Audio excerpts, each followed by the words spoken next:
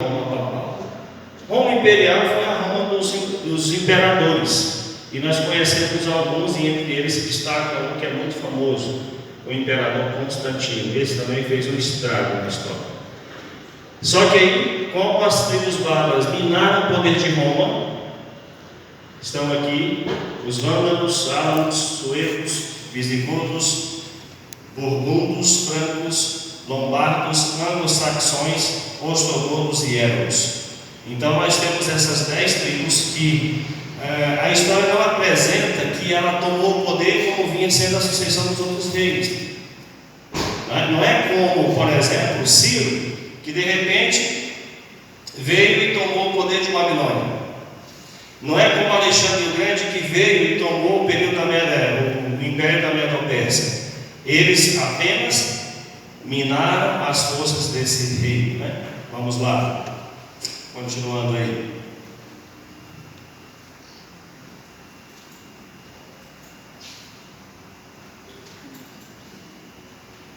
Isso, vamos continuar. E Daniel continua falando a respeito, dessa visão que ele teve. Daniel capítulo 7, verso 8, diz lá: estando eu a observar os chifres, eis que entre eles subiu outro pequeno. E esse chifre pequeno, ele é terrível, Vamos lá, pode passar. E aí agora nós vamos identificar quem era ou quem é esse chifre, Pode passar. E nós vamos ver aqui algumas características que ele tem. A primeira característica que nós percebemos nesse chifre, ele surgiria entre os 10. Ele sairia entre os 10. Segunda característica, para que ele nascesse, ou, na verdade, quando ele nasceu, para ele nascer, ele teve que arrancar quantos? 3. Que história estranha isso, Mas vamos lá, que daqui a pouco a gente começa a entender esse negócio. Na característica 3 ali, havia olhos como de homem, Quarta característica, tinha uma boca que falava com insolência, Quinta característica, o quarto animal foi morto. Mas a Bíblia diz que esse animal ele era terrível e espantoso, tinha dentes de ferro e ele quebrava tudo que via pela frente. Era um animal terrível, Mas a quinta característica diz que o animal foi morto.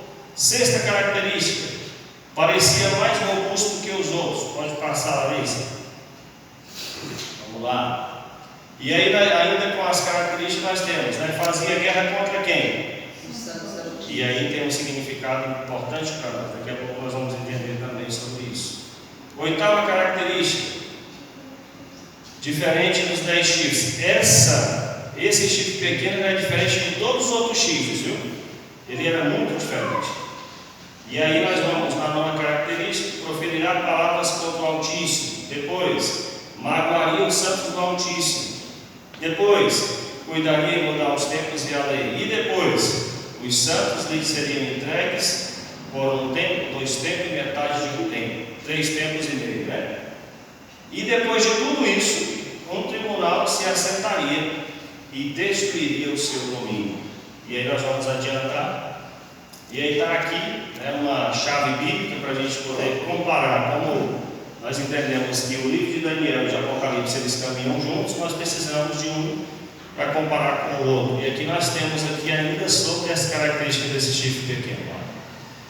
No Daniel capítulo 7, verso 8, nós temos que ele tinha olhos como de homem. No Apocalipse 13, 18, falando sobre a besta, ele fala que tinha número de homem. Certo? Verso 7, capítulo 7 de Daniel, verso 8, diz que boca que falava com insolência. Ainda no capítulo 3 de Apocalipse, diz que ele falava, a boca falava com blasfêmia. A boca da besta saía blasfêmia. Continuando a comparação, entregue para ser queimado. Apocalipse 13 diz que foi golpeado de morte. A besta foi golpeada de morte. Fazia guerra contra os santos. Apocalipse 13, 7 diz: pelejava contra os santos. O que nós percebemos aqui, nessa chave, é o quê? Que se trata do mesmo poder. Só tem nomes diferentes em cada livro, mas se trata do mesmo poder. Por isso nós vemos essa semelhança, né, entre os dois livros. Aqui, palavras contra o Altíssimo. Apocalipse 13, verso 6. Blasfemava contra Deus. Mudaria os tempos e as leis. Ali ficou errado, né? Mas é tempos. Difamaria o tabernáculo do Senhor. E aqui, agiria por 3 tempos e meio. E aí quando a gente entra na profecia para fazer a contagem do tempo, porque a contagem do tempo na profecia é diferente, né? E aqui nós entendemos que esses 3 tempos e meio, eles se traduzem em 42 meses, que depois também se traduzem em 1260 dias, que por consequente ele se trata de 1260 anos. Isso é matemática profética, né? Vamos lá. E aqui, talvez alguns podem falar assim, olha, puxa vida, mas a Igreja Adventista do Sétimo Dia, ela tem uma visão que esse chifre pequeno é a instituição tal, mas nós entendemos que essa explicação, essa visão, né, esse ensino, ele não parte exatamente dos adventistas do sétimo dia. Existiam outras pessoas, reformadores, pessoas que escreveram sobre o assunto que tinham essa mesma base teológica para identificar quem era o chifre pequeno. Um deles é Martinho Lutero, né? E depois nós vamos ver que também nós tínhamos ali um camarada chamado Isaac Newton, que também tinha essa mesma compreensão, né? Vamos lá, pode adiantar. Vamos correr um pouco aqui porque tem muita coisa para a gente ver hoje, né? Pode adiantar a lista? Vamos lá. Aí, para um pouquinho aí, volta um pouco agora. Volta lá no dragão, só para que a gente possa. Isso. E aqui, olha, quando Daniel ele volta, fala a respeito, né? Para que nascesse o chifre pequeno, 3 eram arrancados. Pode adiantar agora, nós vamos entender o que aconteceu aí. Como nós sabemos que os 10 chifres eram as 10 tribos bárbaras, aconteceu um processo. Alguma coisa aconteceu aqui no gráfico, na imagem nós vamos entender. De todas as 10 tribos, quais foram as que foram arrancadas, né? E por quê? Nós temos lá os vândalos, que foram extintos, mas aqui embaixo nós temos os ostrogonos e, por último, os etos. Por que eles foram extintos? Porque eles não concordavam com a filosofia desse poder. E você já percebeu que tem aquele ditado, quando você não consegue vencer o inimigo, o que você faz? Você se junta a ele, porque senão ele vai te destruir. Entendeu? O inimigo ele vai te destruir. Foi exatamente o que esse poder fez. Esse chifre pequeno, né, tendo a sua filosofia para desempenhar, para estabelecer, encontrou aqui algumas barreiras com essas 3 tribos. E sabe o que esse poder fez? Extinguiu eles. E aí eram 10. Quando ele nasceu, extinguiu. E agora ele reinou sobre os outros 7. Ok? Vamos passar?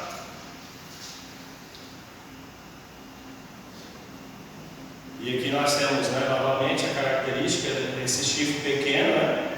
Ele tinha também, além de ter olhos como olhos de homem, via como homem, ele também tinha uma boca que falava com insolência.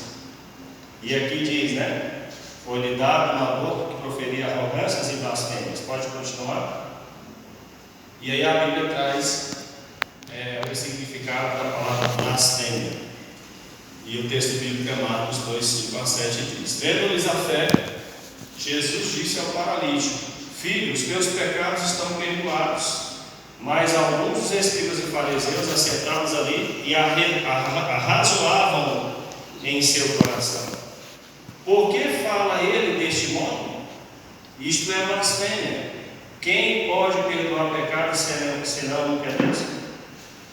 Queridos, todas as vezes que alguém se coloca no lugar de Deus, para perdoar pecados, isso é blasfêmia, porque o texto bíblico diz: só Deus pode perdoar pecados. E esse poder, esse chifre pequeno, ele vinha com essa característica. Ele tinha essa característica, aliás, ele tem essa característica de perdoar pecados. E aqui mais algumas descrições, né? Na confissão, o sacerdote tem o poder de confessar todos os crimes cometidos. Na confissão, o sacerdote tem o poder de confessar todos os crimes cometidos depois do batismo.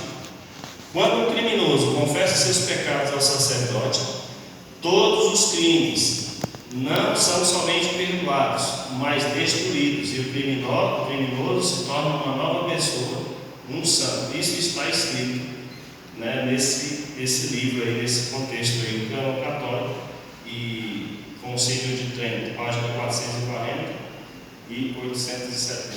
Vamos lá. Ixi, agora vai entrar num assunto complicado. Você já ouviu falar nesse nome, catecismo? Sim. Quantos já estudaram esse negócio? Eu fui catequista. Então a irmã conhece. Então a irmã vai poder nos ajudar aqui. Eu não sei, passa o próximo slide, só para ver se ele traz o texto, Larissa, por favor. Volta lá, por gentileza. Vamos ver o que está escrito nesses dois textos aí, 1 Timóteo 2,5. Por favor, abre aí, 1 Timóteo 2,5, só para a gente ver o que está escrito aqui.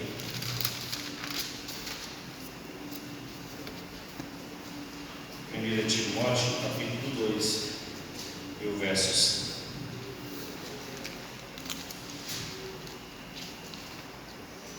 Amém? Amém.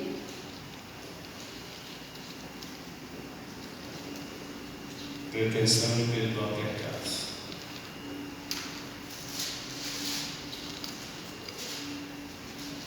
Vamos ver o que diz. Porquanto há um só Deus e há um só mediador entre Deus e os Homens. E quem é esse? Jesus Cristo. O homem, né? Jesus Cristo, o homem.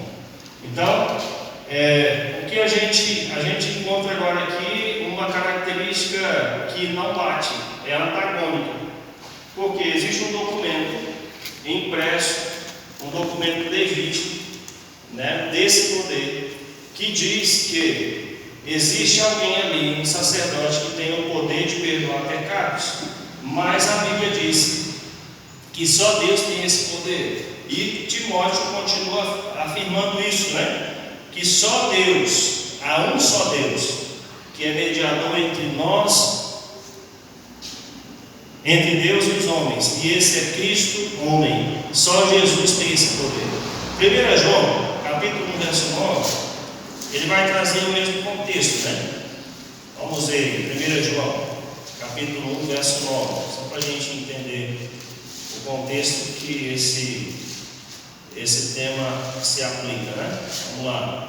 1 João, capítulo 1 e o verso 9. Se confessarmos os nossos pecados, Ele é fiel e justo para nos perdoar os pecados e nos purificar de toda a injustiça. Quem é esse que pode? Jesus.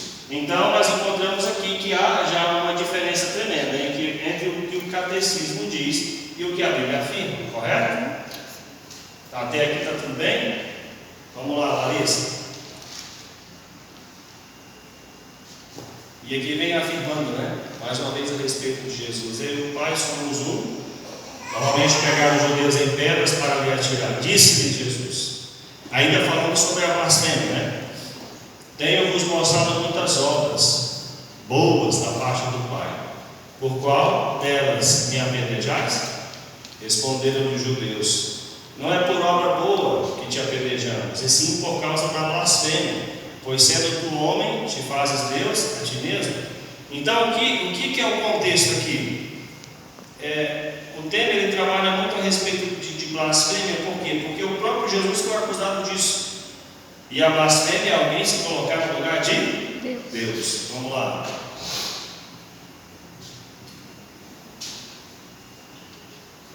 Ixi, agora começa a apertar o cinto, né? Olha só essa declaração. desse Papa, Leão 13, né? Vamos lá. Nós, os papas, temos sobre a terra o lugar de Deus Todo-Poderoso. Ou seja, Paulo fala que agora a criatura se coloca onde? No lugar do Criador. E se opõe contra tudo que se chama Deus. E agora ele traz a afirmação aqui. Nós, os papas, temos poder sobre a terra, o lugar do Deus Todo-Poderoso.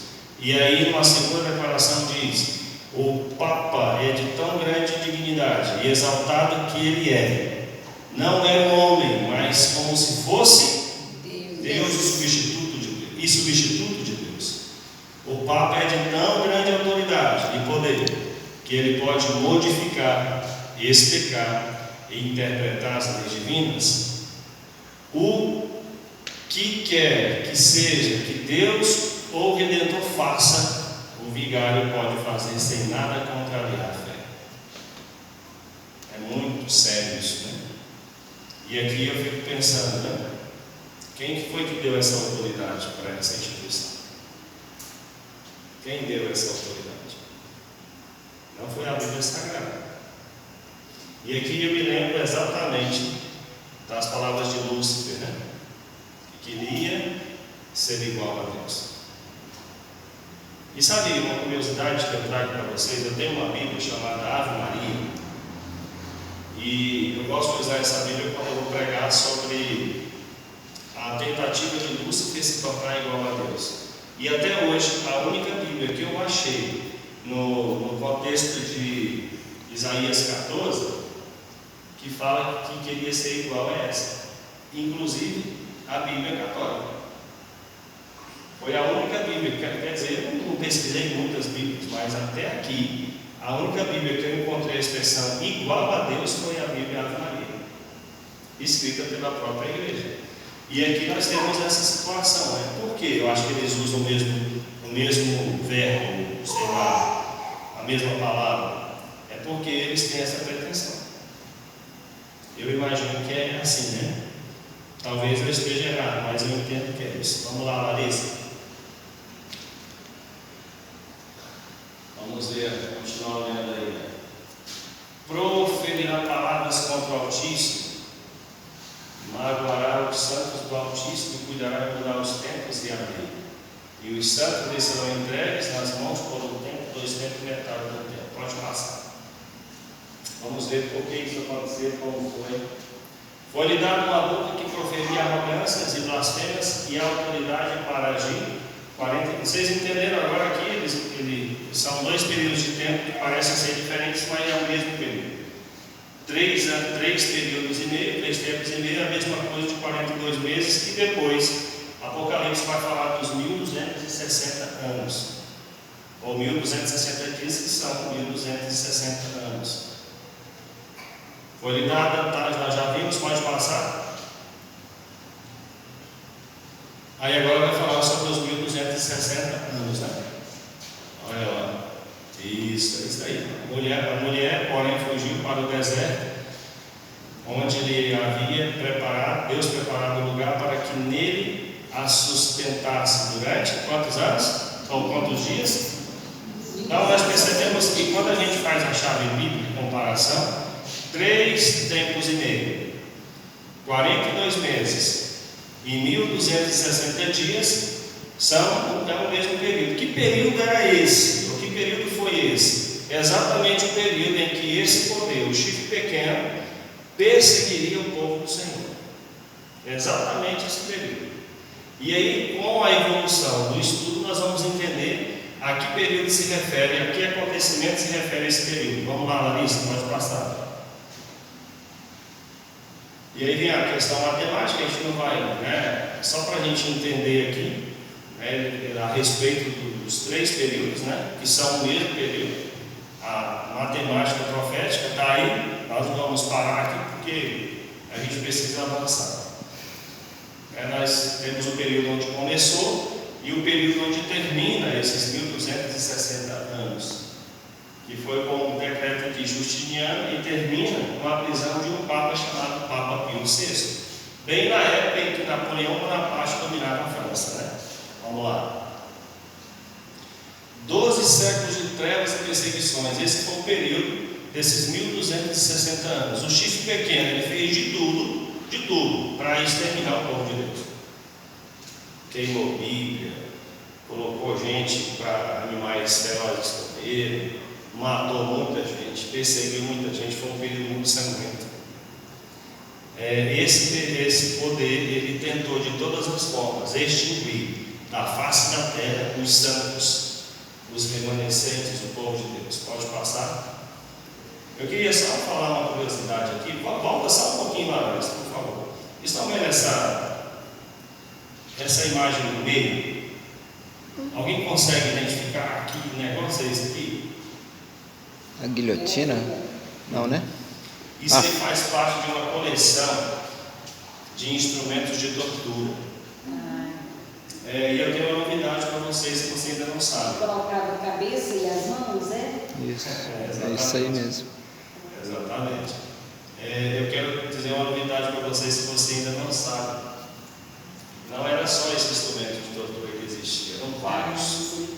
Se você pesquisar na internet, você coloca lá instrumentos de tortura da Inquisição. E você vai ver dezenas deles. E eu quero dizer para você o seguinte: sabe o que aconteceu com esses instrumentos? Eles estão todos guardados. Eles não foram destruídos. Tinha desses instrumentos, era tipo uma estaca que eles introduziam no ano e saía lá na boca. E dali eles já levavam eles para fazer igual fez ali, ó. Olha aí. Queimava. Irmão, Pode falar, eles irmão. estão guardados no museu ou no Vaticano? No Vaticano. Tá. Eles preservam isso até hoje. É uma característica, né? Embora a igreja já pediu perdão por tantas pessoas que eles no passado mataram, mas a filosofia está lá guardadinha. E é interessante que aqui é o seguinte: por que esses instrumentos de tortura, aqui, ó, nessa fase aqui, já era a execução, viu? Aqui era a execução, mas antes disso, o camarada ainda sofreu um pouquinho para tentar se arrepender, mudar de ideia, né? Tinha oportunidade. Existiam várias outras. E existia uma delas que me chamou muita atenção. A pessoa morria porque era introduzido no ouvido água fervendo, água quente. Né? Então, uma vez que essa água era colocada no ouvido, então a pessoa ela vinha a óbito na hora, não tinha como escapar. Enfim, são várias. Outras, eles usavam instrumentos que esticavam o corpo da pessoa. Né? Colocavam no membro superior, outro no membro inferior e ia esticando, até a pessoa falar: eu não abandono a minha fé. Esse Deus eu não vou servir mais. Ou, por fim, não negava, não desistia e morria, né? Pode passar. Aí a fogueira, todo mundo já conhece, muitos, né, foram mortos através da fogueira. Pode passar, Larissa. E aqui essa data ela é importante. Por que ela é importante? Porque ela sinaliza, de fato, o final desse período. A partir desse momento, os santos têm uma folga, né? Respiram melhor, porque a perseguição acaba aqui. Por que acaba? Porque acontece algo muito importante, né? Um general chamado Berthier, ele prende o Papa. O Papa, que era a autoridade da igreja, é preso. E a história diz que no outro ano ele morre. Né? Então, com a morte do Papa, com a prisão e morte do Papa, os 1260 anos eles terminam. Mas, irmão Marcos Paulo, e só uma curiosidade: uma vez eu fiz essa conta, mas se eu estiver errado você me corrige. De 538 até esse ano, não fecharia os 1260 anos exatos. A profecia não fecha exato. Mas o que a gente tem para explicar? Que a Bíblia diz que se esse tempo não fosse abreviado, nenhuma carta se salvaria. Se você pegar os 538 até os 1798, não dá exatamente 1260 anos redondinho. Depois você faz a conta, só para me ajudar aí. Faz essa subtração aí. Ó. é de 1798 menos 538, só para a gente ver quanto que dá. A Gabriele fez aqui e deu. Deu exato? É bom? Mas eu só quero dizer para você o seguinte, que essa data, eu misturei a base aqui, mas alguma coisa aconteceu aí, que os tempos seriam abreviados, porque o povo não ia aguentar a perseguição. Verdade. Se durasse um pouco mais de tempo, não aguentaria. Eu não estou recordado, não, mas... Eu fiz uma matemática dessa uma vez, eu fiquei assim meio que... Mas bateu aí, né? Bateu. Então tá certo, esquece o que eu disse. Para, deleta. É isso aí. Então essa data, ela sinaliza o quê? Um momento onde o povo deixa de ser perseguido por causa da prisão do Papa. Pode passar na lista. Aí vem os tempos e pode passar. Cuidaria de mudar os tempos e as leis. Proferiria palavras contra o Altíssimo, magoaria, perseguiria, né? Vamos lá, pode passar. Gente, agora eu quero, já que a irmã Maria foi catequista, né? Eu preciso da ajuda dela e de vocês agora. Vamos lá em Êxodo 20, só para a gente fazer umas comparações aí. E eu confesso que eu fiquei assustado com o negócio que eu vi hoje sobre esse catecismo. Êxodo 2. Capítulo Êxodo 20. Êxodo 20. Capítulo, aliás, a partir do verso 3. vamos ver, deixa eu me achar. Êxodo 17. Êxodo 20. Vamos ver. Eu só queria meditar com vocês sobre essas mudanças que aconteceram. 23, 20. Vamos pensar o seguinte, ó. Eu tive a curiosidade de pegar aqui, aproveitando os últimos suspiros da bateria do meu celular, eu tinha marcado, mas eu não consegui ainda aqui pegar. Como que o catecismo traz os mandamentos, né? Ele traz o seguinte, ó. Eu queria só para a gente, a nível de didática, eu gostaria que eu vou ler aqui o primeiro e você compara na sua Bíblia, pode ser? E nós mesmos vamos tirar as diferenças aqui. Segundo o catecismo, o primeiro mandamento diz assim, ó, amar a Deus sobre todas as coisas. O que diz o primeiro mandamento da sua Bíblia? Por favor, me ajuda. Não alterar os outros deuses diante de mim, é isso? Sim. Então já teve uma mudança aqui, né? Já teve uma mudança. O segundo mandamento, segundo o catecismo, diz: não tomar seu santo nome em vão. O que diz o segundo mandamento da sua Bíblia? Não faz. Então esse aí já foi excluído, né? O verdadeiro foi excluído. Foi. E aí eles pegaram outro mandamento e jogaram para cima aqui. Diz aqui, ó, o terceiro, guardar domingos e festas. O que acontece aqui agora? Da onde foi tirado esse negócio? Que base bíblica existe nisso aqui? Vamos observando aí. Qual que é o terceiro mandamento que aparece aí? Não terás outros deuses diante de mim. Vocês perceberam a salada que foi feita? Quarto mandamento no segundo catecismo. Não te curvarás. Ó, a irmã está lembrando ainda, né? Esse, na lei de Deus, é o que? É o quinto mandamento. Honrar pai e mãe é o quinto mandamento. Que fala, né? O sexto mandamento no catecismo: não pecar contra a castidade. Da onde que surgiu esse negócio? Pecar contra a castidade. Sétimo mandamento, segundo o catecismo. O que diz aí na sua Bíblia, quando fala dos... Peraí, estou pulando, né? Tem o quinto, né? Tem. O mandamento do catecismo é não matar, o quinto. O quinto é honrar pai e mãe na lei de Deus, né? E o Não. sexto? Não. Na lei de Deus, o quinto mandamento é honrar pai e mãe, né?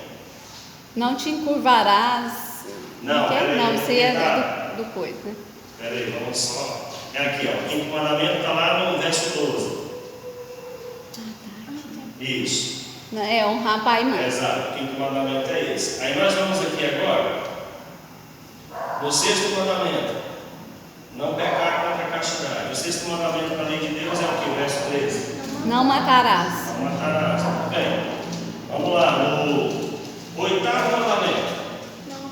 Segundo o catecismo. Não levantar falso testemunho. E no oitavo na lei do Senhor diz o quê? Não adulterarás. Não, isso aí eu estou. Na lei do Senhor, o oitavo é não furtarás, é o verso 15. Observa direitinho aí. É porque eu estou confundindo a mente de vocês, falando do catecismo e daqui, aí está confuso. Mas, olha lá, eu parei no sétimo, não foi? Ó, o sétimo mandamento segundo o catecismo, não furtar. O sétimo é isso mesmo, irmão. O sétimo é isso aí, é não adulterarás. Eu estou ficando confuso aqui com esse tanto de coisa aqui. Mas vamos lá. No nono mandamento do catecismo diz: não desejar a mulher do próximo. E o nono mandamento da lei do Senhor diz o quê? Vocês entenderam que o nono subiu para o oitavo? Lá no catecismo? Né? Foram realocando as coisas aí. Sendo que, quando você pega o nono e o décimo do catecismo, é o décimo da lei do Senhor. É. Gente, que bagunça. Vocês viram? Então pode fazer tudo, não fala de adultério, não fala de matar. Né? Tá liberado, meu Deus. Então, assim, eu só trouxe isso aqui para vocês entenderem que houve algumas coisas foram tiradas e outras foram mudadas de lugar. Só que aí, o que a gente entende? Daniel 7:25 diz: e cuidaria em mudar os tempos e A lei. E aí, eles conseguiram mudar a lei, sim ou não? Sim. Eles conseguiram. Mas o que nós entendemos, né, é que essa lei, eles conseguiram mudar a lei, eles ensinam isso, mas a verdade ainda prevalece. Por isso que há um grande conflito, né? Existe o erro e existe a verdade. Então, enquanto eles pregam isso, nós pregamos o que Deus escreveu com o seu próprio dedo. Pode continuar. E agora esse aqui foram os editos, né, que foram promulgados.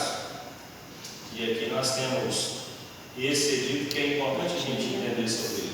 O que diz? Devem os magistrados e as pessoas residentes das cidades repousar e todas as oficinas serem fechadas no venerável dia do sol. Aos que residem no campo, porém, permita-se o entregarem-se livremente aos mistérios da sua lavoura, porque é muito frequente não haver dia mais apropriado para se proceder à semeadura de cereais e ao plantio de vinhos. Tememos que, pela negligência do momento apropriado para tais operações, as bênçãos celestiais sejam perdidas. O que vai acontecer aqui? O que isso quer dizer? Queridos, vai chegar um dia, um momento, e eu não sei quantos lembram daquele livro, A Grande Esperança. Aquele livro trazia uma visão seguinte: vai chegar um dia em que as desgraças naturais, os desastres naturais irão acontecer. E nós vamos ser acusados de que tudo está acontecendo porque a gente não venera o dia do sol. Nós vamos ser os únicos a não aceitar esse negócio. E por não aceitar, nós seremos culpados disso. Quando na verdade, aquele livro diz, através da célula do Senhor, que o principal culpado desses desastres naturais é o próprio Satanás. Ele faz com que tudo isso aconteça, a fim de que a gente leve a culpa, né?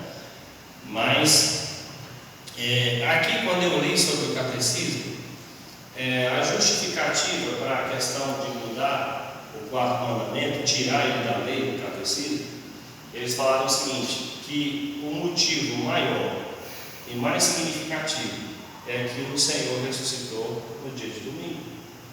Mas, queridos, uma questão de consciência, de honestidade, e não precisa ser inteligente para a gente dizer isso. Não existe nenhuma base bíblica para que a gente possa afirmar isso.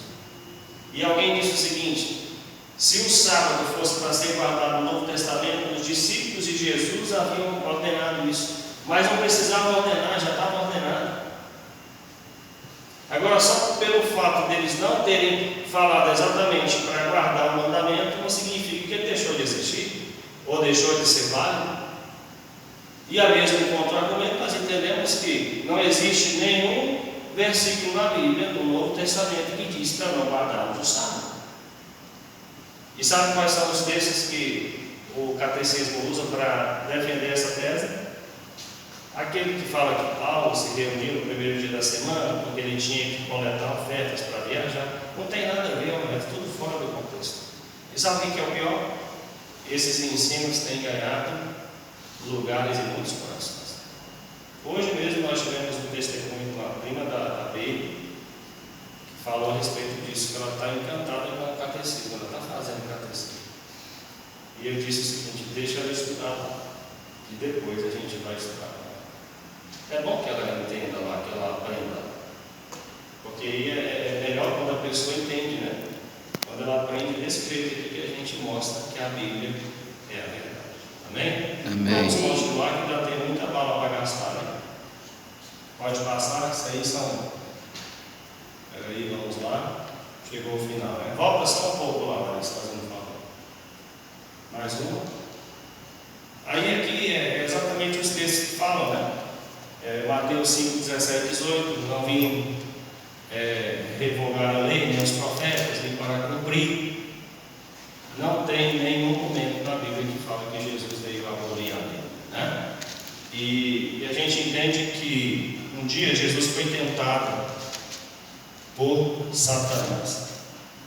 E Jesus usou a Bíblia para se defender. Mas sei que a gente entende que Satanás também usou a Bíblia.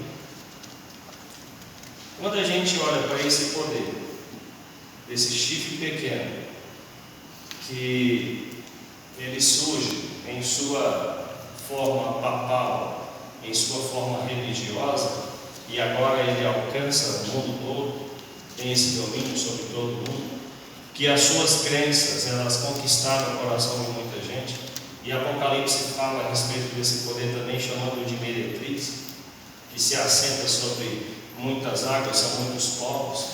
E Apocalipse também fala que deu de beber do vinho da sua prostituição aos reis da terra. Queridos, essas doutrinas têm embriagado muitas pessoas, têm achado espaço no coração de muitas pessoas. Sabe por quê? Pelo simples fato de deixar de lado a palavra de Deus. Só que nós sabemos o que é verdade, e é por isso que a gente está comparando o erro com a verdade. Nós sabemos disso, e isso vai servir para que eu e você não sejamos cúmplices dos erros do Babilônia, dos erros desse poder que está aí propagando a mentira. Eu e você, através do conhecimento de Deus, da palavra de Deus, estamos livres desses enganos. Só que para que a gente consiga continuar livre desses enganos, precisamos continuar nos aprofundando. Sabe por quê? Porque no passado foi perseguição, foi morte. Vai existir isso? Vai. Mas Satanás, ele trabalha de maneira muito sutil. O próprio Evangelho diz que, se possível for, enganaria até os escolhidos. Queridos, Satanás, ele está regimentando o seu exército para que ele venha com força para cima de mim e de você, a fim de fazer você desistir dessa mensagem, desistir dessa igreja, a fim de que você se ocupe com muitas coisas, para que você não faça nada em relação a essa mensagem.